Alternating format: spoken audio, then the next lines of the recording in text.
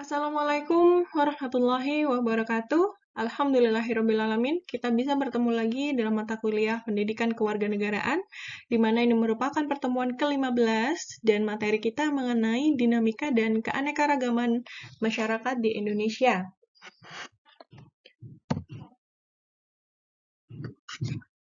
Baik, dinamika dan keanekaragaman masyarakat di Indonesia tidak terlepas dari fitrah manusia yang beragam, diciptakan berbeda-beda antara satu dengan yang lainnya, dengan karakteristik yang berbeda-beda juga.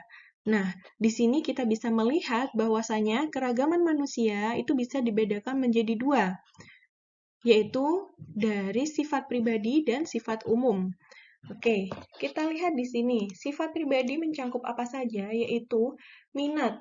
Di mana minat setiap orang itu berbeda-beda terhadap sesuatu, baik dalam hal bidang keagamaan, bidang sosial, bidang politik, bidang ekonomi, minatnya berbeda-beda tergantung perspektif masing-masing orang itu sendiri. Kemudian, perilaku. Perilaku akan berbeda-beda setiap orangnya. Mengapa? Karena input atau sesuatu yang diterima sejak dia kecil hingga dia dewasa saat ini itu berbeda-beda sehingga outputnya pun juga berbeda-beda.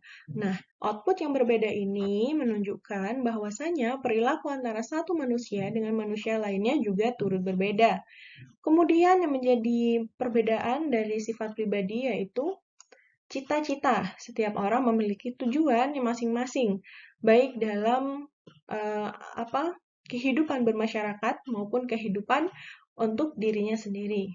Nah, kemudian bagaimana keragaman manusia terbentuk dari hal yang umum, yaitu dari sara, dari ideologi yang ia dapatkan, dan kemudian dari adat istiadat di mana ia dibesarkan atau hidup di lingkungan tersebut.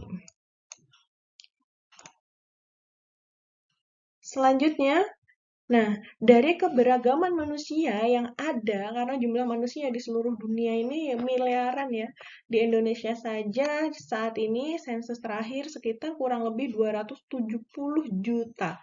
Bayangkan 270 juta dengan pemikiran dan karakteristik yang berbeda-beda, maka pasti ada gesekan-gesekan yang ditimbulkan. Nah, penyebab dari gesekan atau kita biasa sebut dengan konflik, yaitu karena apa? Karena tadi adanya keragaman dan kurangnya toleransi antar sesama, sehingga menyebabkan timbulnya konflik.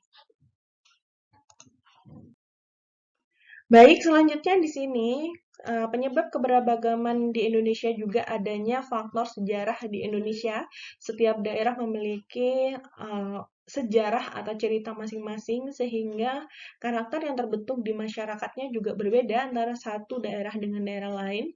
Kemudian faktor kebudayaan asing, di mana faktor kebudayaan asing ini terus masuk ke setiap negara. Nah, namun setiap warga negara itu memiliki karakter yang berbeda-beda. Ada yang mampu memfilter budaya asing yang masuk, ada yang justru tenggelam dalam arus budaya asing tersebut, melupakan kebudayaan bangsa sendiri, mengikuti kebudayaan-budayaan asing yang masuk, yang dia gemari, yang dia senangi. Kemudian selanjutnya faktor iklim. Faktor iklim di setiap daerah itu berbeda-beda. Nah, ini berbeda-beda. Mengapa? Seseorang yang tinggal di pantai dengan di gunung, cara hidupnya juga berbeda. Cara dia beradaptasi dengan alam, dengan lingkungan berbeda-beda. Itu yang menyebabkan keberagaman di Indonesia. Kemudian faktor fisik dan geologi yang dimiliki setiap daerah. Kemudian dan faktor geografis yang dimiliki setiap daerah menyebabkan adaptasi seseorang juga berbeda-beda setiap wilayahnya. Oke, kemudian bagaimana respon kita terhadap keberagaman masyarakat di Indonesia? Responnya yaitu dengan toleransi dan mengerti satu dengan yang lainnya. Dengan cara seperti apa? Yaitu dengan menerapkan prinsip Bhinneka Tunggal Ika. Walaupun berbeda-beda, tetap satu jua. Kita adalah saudara, setanah air, sebangsa. Karena jika ada sesuatu, misalkan satu daerah terkena musibah, maka yang harus dan berkewajiban membantu daerah tersebut, membantu kita, yaitu ya saudara kita sendiri. Siapa? Saudara setanah air. Oleh karena itu, penerapan prinsip Bhinneka Tunggal Ika perlu ada kombinasi yang tepat antara agama yang dimiliki, ideologi yang dimiliki masing-masing orang, kemudian suku bangsa yang dimiliki, dan ras. Itu bukanlah perbedaan, tapi itu adalah keberagaman yang patut disyukuri dan bisa dijadikan satu motivasi untuk kita menjadi satu dengan keberagaman tersebut. Jadi, tidak perlu membedakan antara agama satu dengan yang lainnya, akhirnya dia berbeda. Tidak, saya rasa setiap agama mengajarkan kebaikan untuk hidup saling rukun antara satu dengan yang lainnya. Begitu juga dengan suku bangsa. Tidak perlu bangsa suku ini lebih baik daripada suku ini. Tidak ada, kita semua sama, satu tujuannya yaitu mensejahterakan Indonesia, membuat Indonesia bisa dinikmati oleh semua masyarakat hingga anak cucu kita. Kemudian sebagai warga negara, sebagai masyarakat, kita harus sudah memahami bahwa kita itu sangat beragam dari berbagai suku, bangsa, terdapat beberapa agama yang diakui negara. Nah, perbedaan-perbedaan ini harusnya kita akui sebagai bentuk multikulturalisme, di mana itu merupakan ideologi yang harus kita pegang dan di mana kita harus mengakui dan mengagungkan, maksudnya mengedepankan perbedaan dalam kesetaraan. Yang berhak membedakan antara satu dengan yang lainnya ya hanya Tuhan.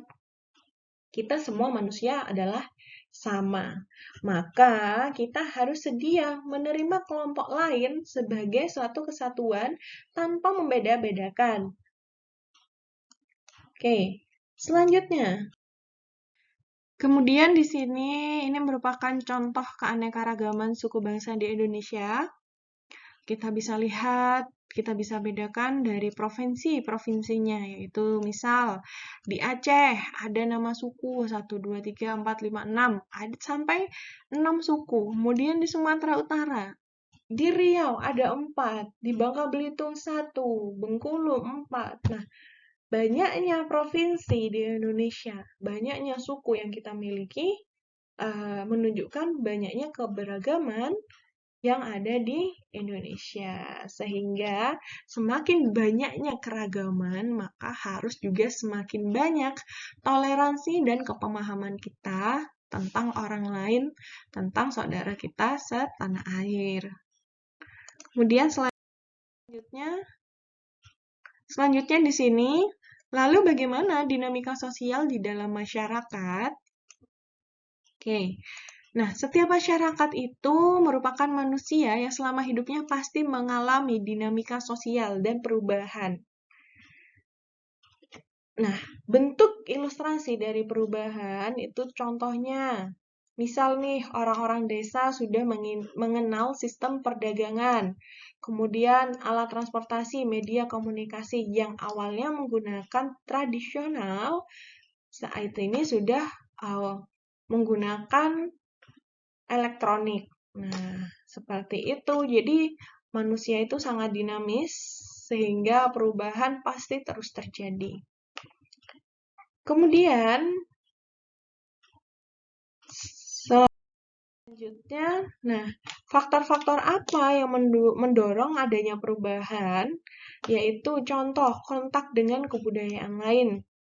Kemudian, sistem pendidikan formal yang sudah maju, yang membuat pengetahuan masyarakat semakin meningkat. Sikap menghargai hasil karya seseorang dan keinginan untuk maju. Adanya rasa toleransi yang tinggi. Kemudian sistem terbukanya lapisan masyarakat antara satu dengan yang lainnya, tidak ada batas. Misalkan nih, yang terjadi warga negara bisa langsung memberikan aspirasinya melalui kolom komentar para pemimpinnya di sosial media. penduduk yang heterogen, ketidakpuasan masyarakat terhadap bidang-bidang kehidupan tertentu. Kemudian orientasi masa depan dan nilai bahwa manusia harus senantiasa berikhtiar untuk memperbaiki hidupnya. Ini orang hijrah ya. Kemudian selanjutnya, nah perubahan ke arah yang lebih baik, itu juga ada faktor-faktor penghalangnya. Contohnya nih, kurangnya hubungan dengan masyarakat lain yang menyebabkan orang tersebut akhirnya tidak ada kemajuan. Hanya seperti kata dalam tempurung. Kemudian, perkembangan ilmu pengetahuan yang terlambat. Sikap masyarakat yang sangat tradisional, adanya kepentingan yang telah tertanam dengan kuat, sehingga tidak bisa dimasuki hal-hal baru dan lebih memegang teguh ideologinya atau kepercayaannya.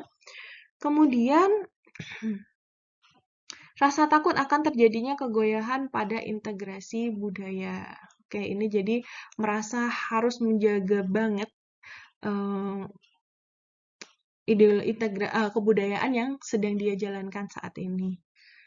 Selanjutnya, prasangka terhadap hal-hal baru, hambatan-hambatan yang bersifat ideologis, adat atau kebiasaan yang sudah tertanam dalam diri masyarakat itu, nilai bahwa hidup ini pada hakikatnya buruk dan tidak mungkin diperbaiki. Ini orang frustasi ya. Kemudian, proses perubahan sosial dan kebudayaan. Masyarakat umumnya mengidamkan keserasian atau harmoni. Kemudian jika tidak serasi dapat dipulihkan kembali setelah terjadinya perubahan dengan keadaan tersebut. Proses yang ketiga, penyesuaian dalam masyarakatnya mencakup dua, yaitu penyesuaian dari lembaga kemasyarakatan dan penyesuaian dari individu yang ada di dalam masyarakat. Jadi, penyesuaiannya itu bisa dari pemerintahan yang diikuti oleh masyarakat maupun dari setiap individu yang ada di dalam masyarakat. Baik, itu materi mengenai keberagaman masyarakat di Indonesia, dan ini merupakan pertemuan terakhir. Semoga bermanfaat, dan kurang lebihnya mohon maaf. Jika ada yang tidak jelas dan ingin didiskusikan, maka bisa disampaikan lewat kolom komentar ataupun langsung di grup mata kuliah. Terima kasih. Jangan lupa untuk absensi. Wassalamualaikum warahmatullahi wabarakatuh.